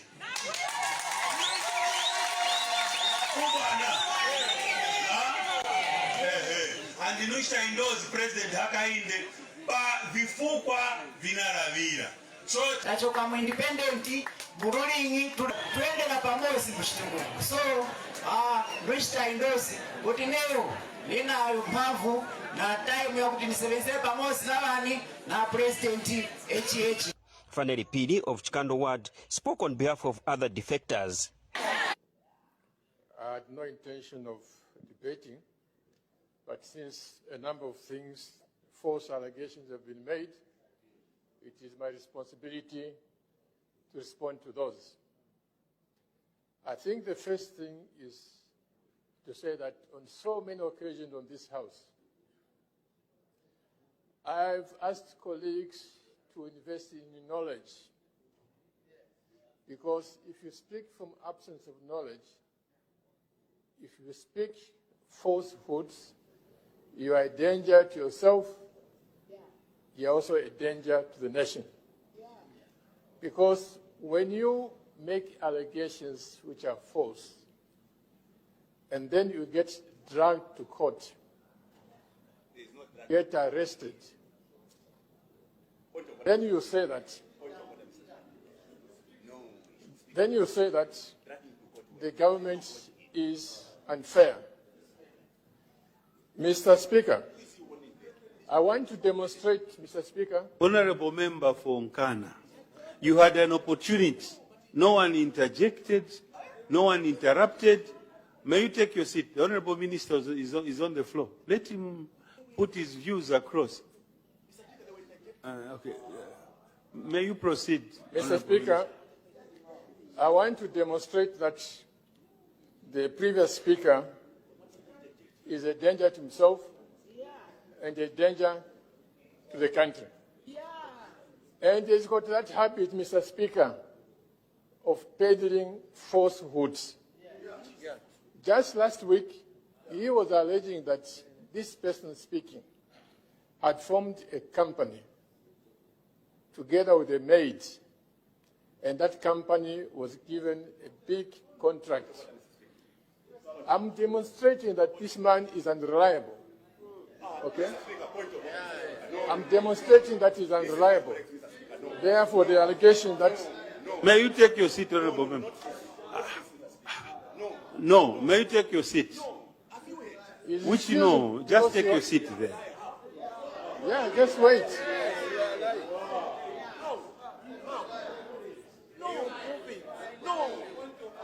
Honorable Member for Nkana, may you leave my chamber. Leave the chamber.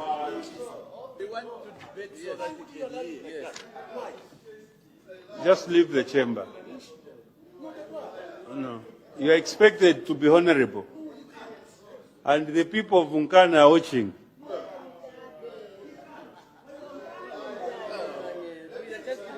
will not come back. You can't even see the edge. No, it's very shameful that the Honorable Member of Parliament would behave in this manner. I think it's a message to the voters.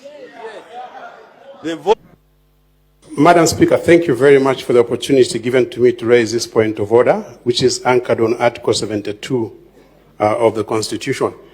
Madam Speaker, when we arrive in Parliament, our first order of business is to swear, to uphold the Constitution and to protect the Constitution. Now, one of the requirements of the Republican Constitution is that each member of Parliament must remain in their seat for the whole tenure of Parliament without defecting to another political party. Under Article 72(2), D and G, Madam Speaker, any member who changes political parties or one who was elected independent and joins a political party is deemed to have vacated his seat.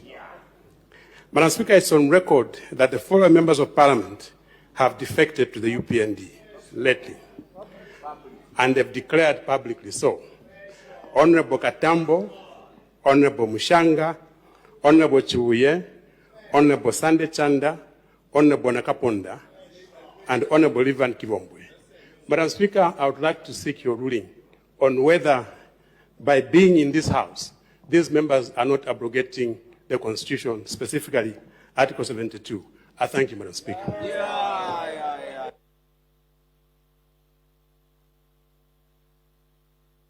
Thank you very much, Honorable Member for Lukasha. I do not have details of what has transpired, so the best that I can do is to reserve the ruling so that we can inquire and look at what exactly happened. So, ruling is reserved to a date to be... Right, thank you so much. We'll start with, from here, Mike Sichula, your quick 1 minute. I'll be very strict on the minutes now. I think what we are witnessing in Zambia by the videos that we have seen is a very sad state of affairs in terms of the three arms of government. Because these defections of a deputy speaker who is an independent member of Parliament being done publicly, it is eroding public confidence in Parliament. Council George Chisenga has put up a point of order to requesting to know whether those seats where members of parliament from the UPF have defected to the UPND are going to be declared vacant. Yes, we may say we have run out of time in terms of the threshold of 180 days, but morality and upholding the law of governance must be respected at all times. Whether you are about to dissolve parliament, they must be upheld in highest esteem at all times. Look at Mr. Moyo. He has defected publicly. Then he comes to preside over a member of parliament who is going to say, are you in order to... Is this member of parliament in order to defect, and you remain silent that his seat or her seat has not been declared vacant? What position is Speaker Moyo going to say? Because he himself has defected. Wow. So we have created the lawlessness at the highest level. Instead of lawlessness being perpetuated where we have seen inter-party elections of the UPND in these districts, it is now being done inside Parliament where our laws are supposed to be made. Wow. Ambassador, I'll give you 1 minute as well. Thank you, Mike, for sticking to my time. Please, thank you so much. My 1 minute, the host is... Yes. I was not very surprised.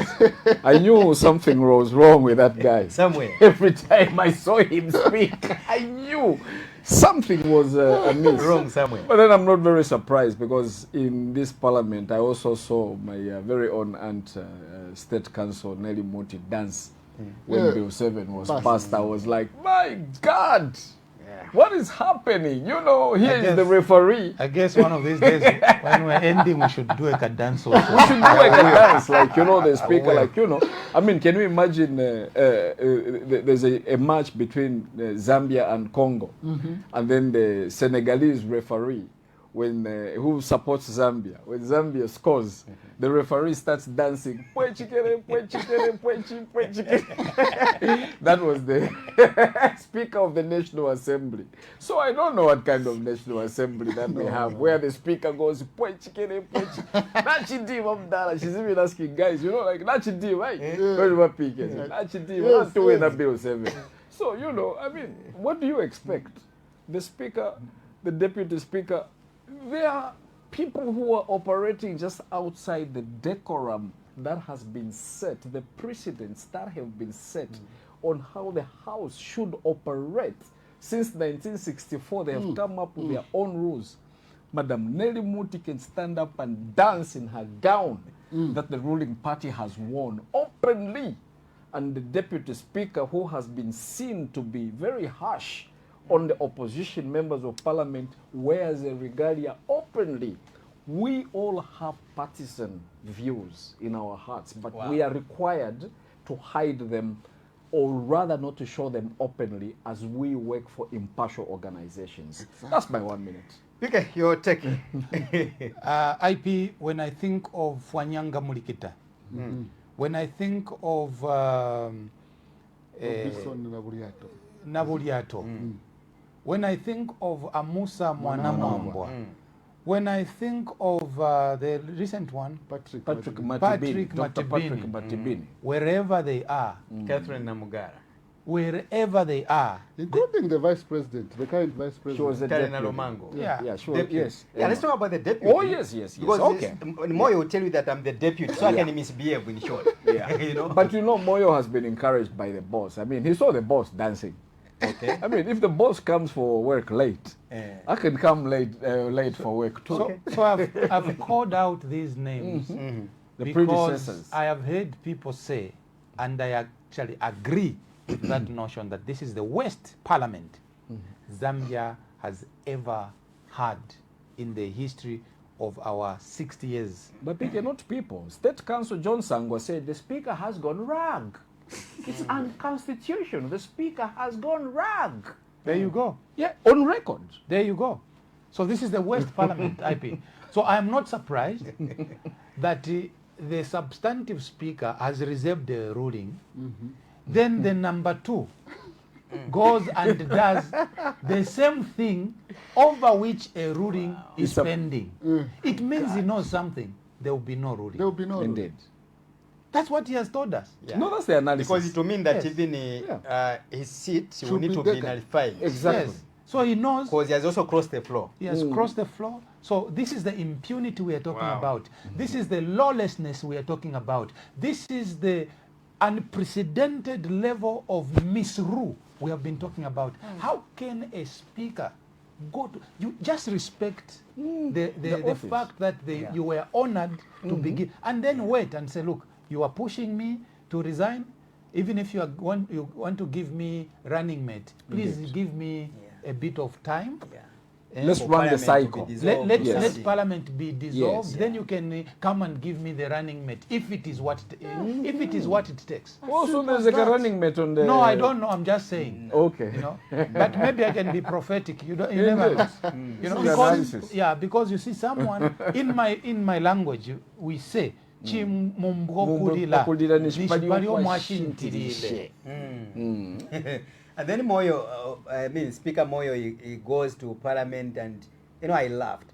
He tells the people of Zambia, no, Zambians, look at the members of Parliament you are sending to the House. Yeah. Next Can you time, imagine? On Yes. in Bino reference to Mpundu. Bino Mpundu. Yes. Who Oh does my that? God. And then, Now, Mr. so him is rightly fit there. Now, Mr. Moyo, let's speak to him. Now, Yeah. Mr. Moyo, look at your own record. Yeah. You don't deserve to be a speaker. You don't actually deserve to be a member of Parliament. No. The people of what area is that? Luangeni. People of Luangeni Voted for an independent. You need to rethink your position there.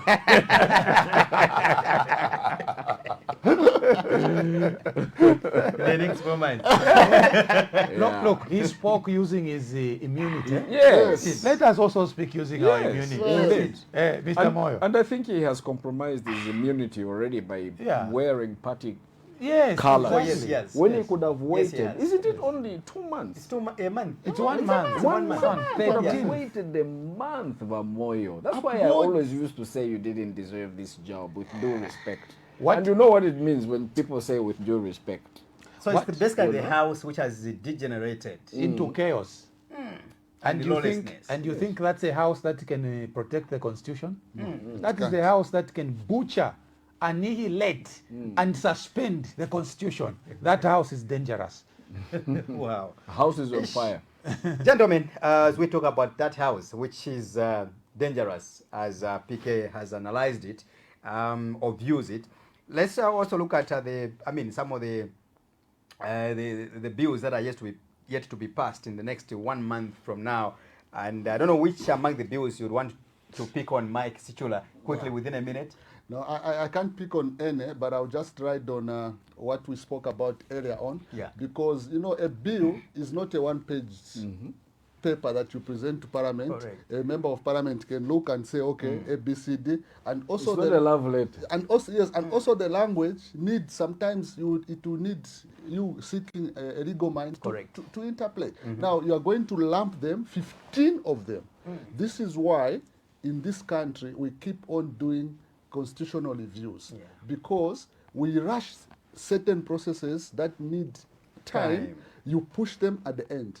PK Eboli spoke to this. It is by design that these bills have been brought kumalasti, where people are expecting their gratuity, where people are in relaxed mode, where people are in no time to think people properly, are analyze properly. They are in defection mood, thinking of adoption. Then you bring then you bring these important bills. Wow. Because the moment these bills will be passed, don't be surprised the next year people begin to talk about lacunas or gaps, gray areas in some of these bills. Right. I'll talk to one bill. Quickly, my time is up. Yes. For instance, the Vice President's bill. Yeah. I thought myself we could have used that bill to talk about the benefits of the president even when he dies. That has been excluded. We have just talked about how we are going to give them money, you are going to build them houses and so on and so forth. But an important issue that we are facing now as a nation, we haven't buried Mr. Edgar Lungu for over 10 months. And one would have thought it should be It should have been there. So this is precedents we have at hand. But now you ramp the 15 bills plus others and forget about such an important item. I talking about that bill alone. Pick it quickly as you wind up. It is now that we are bringing this bill. We want to enact this bill into law to take care of the former vice presidents and also the president. Without barring But again, as we speak today, we were told that former vice presidents are getting allowances. Yes. Which law did we use? If you combine all that, quickly, Pique. So there is no law that we relied on. What the president did, he used his power to appoint them as the special envoys. Using whose money? Well, talking about money, he used his power, discretionary.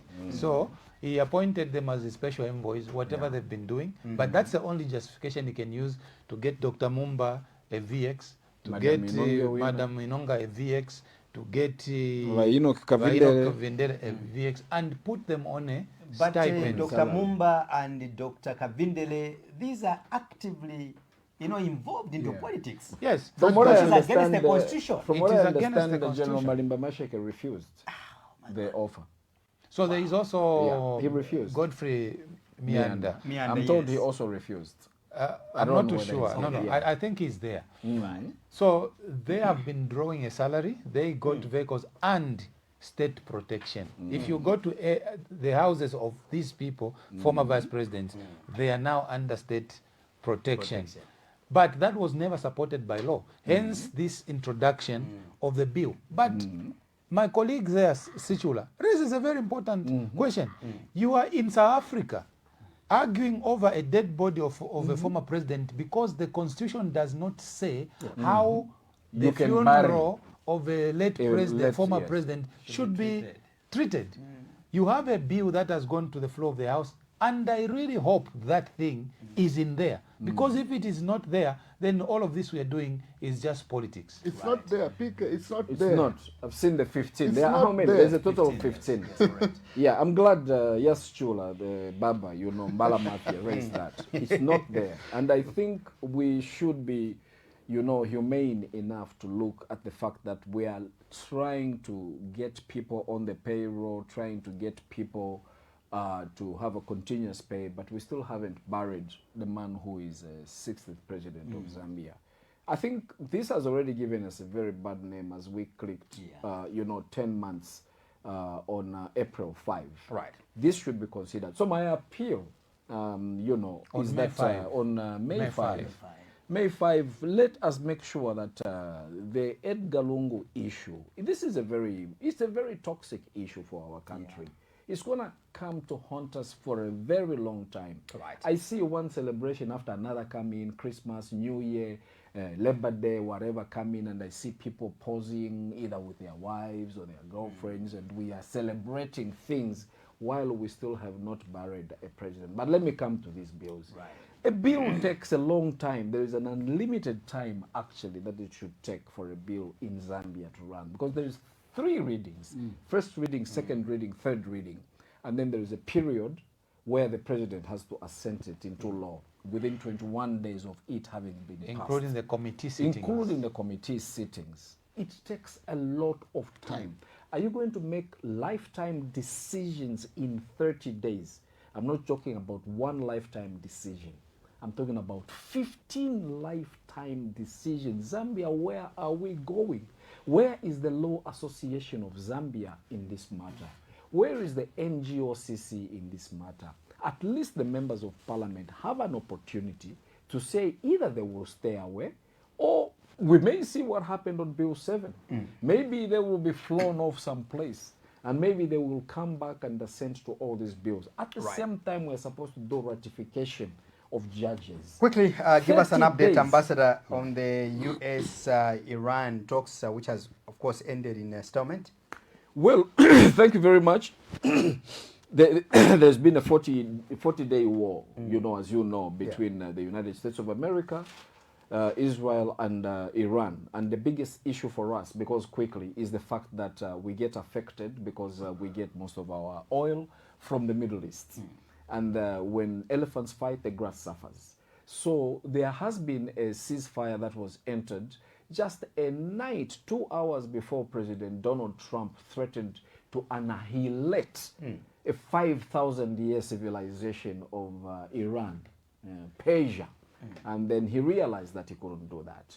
But the good thing is at least they agreed to go to Islamabad, Pakistan, which itself is at conflict with India. But the more important thing here is after that very expensive 40-day war, there's supposed to be a ceasefire.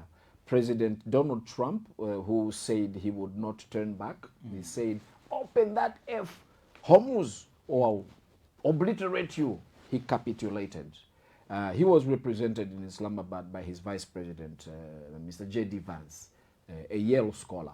And Yale, Iran, was represented by the foreign affairs minister and the speaker. But they hit... I think Ambassador needs Jesus. Why? Ambassador needs to be born again.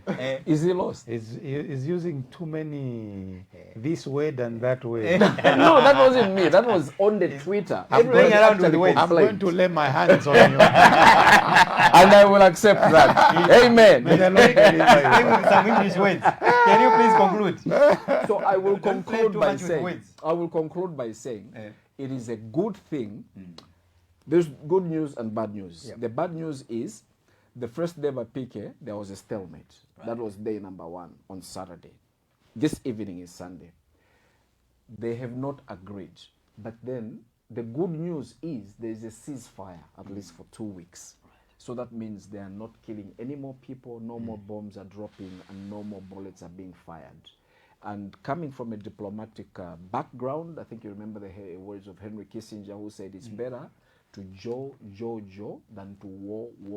Yeah. So we are hoping that they will continue these talks and eventually find a solution so that we don't see a skyrocket, increase in fuel and fertilizer prices. Right. That's it.